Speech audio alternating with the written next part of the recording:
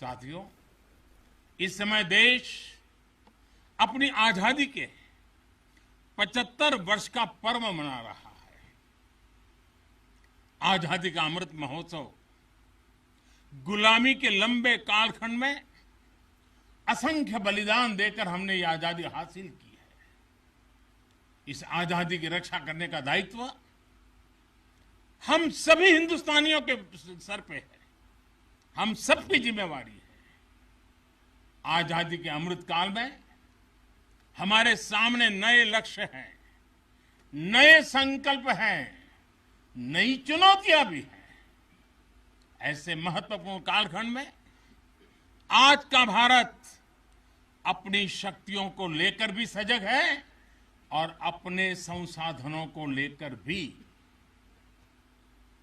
दुर्भाग्य से पहले हमारे देश में सेना से जुड़े संसाधनों के लिए ये मान लिया गया था कि हमें जो कुछ भी मिलेगा विदेशों से ही मिलेगा।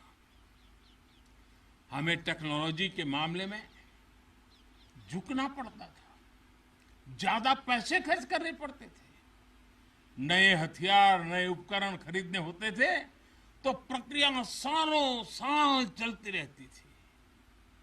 यानी एक अफसर फाइल शुरू करें, वो रिटायर हो जाए, तब तक भी चीज नहीं पहुंचती थी।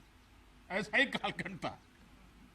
नतीजा ये कि जरूरत के समय हथियार फिर आपाधापी में खरीदे जाते थे।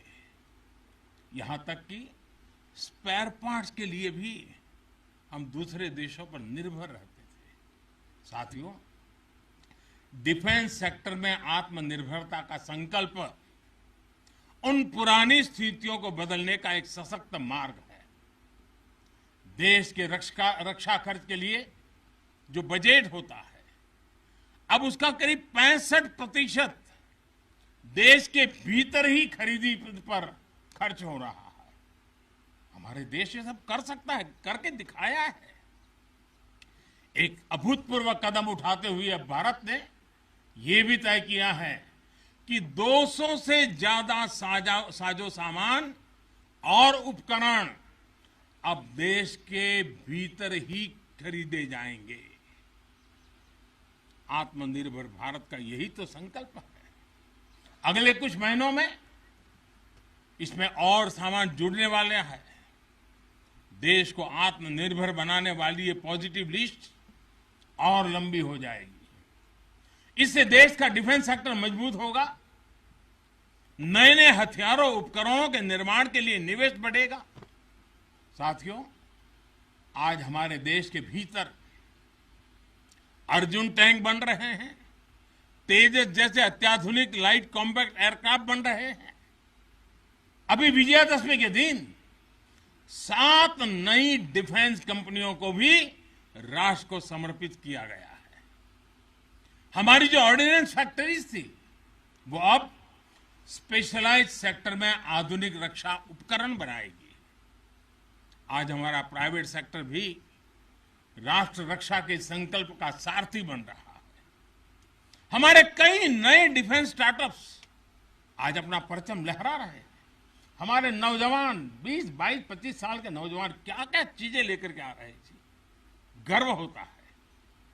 साथियों, उत्तर प्रदेश और तमिलनाडु में बन रहे डिफेंस कॉरिडोर इस स्पीड को और तेज करने वाले हैं। ये सारे कदम जो आज हम उठा रहे हैं, वो भारत के सामर्थ्य के साथ साथ डिफेंस एक्सपोर्टर के रूप में हमारी पहचान को भी सशक्त करने वाले हैं।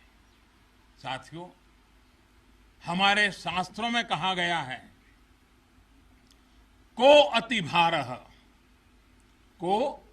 अति भारः समर्था नाम, यानी जो समर्थ होता है उसके लिए अति भार मायने नहीं रखता। वो सहज ही अपने संकल्पों को सिद्ध करता है। इसलिए आज हमें बदलती दुनिया युद्ध के बदलते स्वरूप के अनुसार ही अपनी सैन्य शक्ति को भी बढ़ाना है, उसको नए ताकत के साथ ढालना भी है। हमें अपनी तैयारियों को दुनिया में हो रहे इस तेज परिवर्तन के अनुकूल ही ढालना ही होगा। हमें मालूम है कि इस समय हाथी घोड़े पर लड़ाइयां होती थी।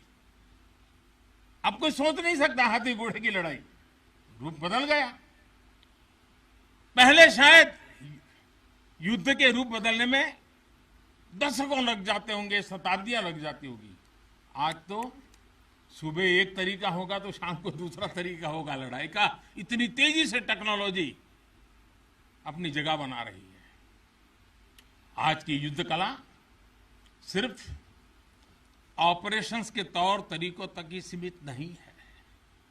आज अलग अलग पहलुओं में बेहतर तालमेल, टेक्नोलॉजी और हाइब्रिड टैक्टिक्स का उपयोग बहुत बड़ा फर्क डाल सकता है।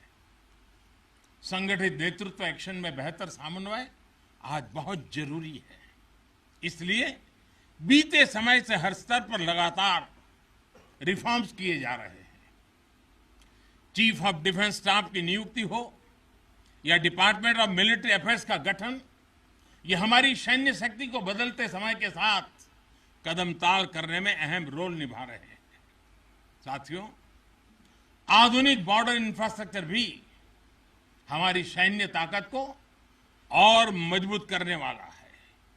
सीमावर्ती इलाकों की कनेक्टिविटी को लेकर पहले कैसे काम होता था, ये आज देश के लोग, आप सभी भली भांति जानते हैं।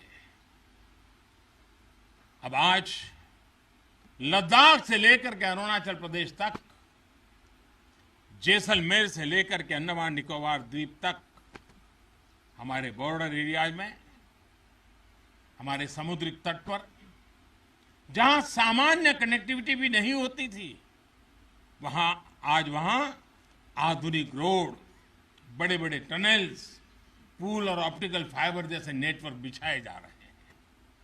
इससे हमारी डिप्लॉयमेंट कैपेबिलिटी में तो भूतपूर्व सुधार हुआ ही है।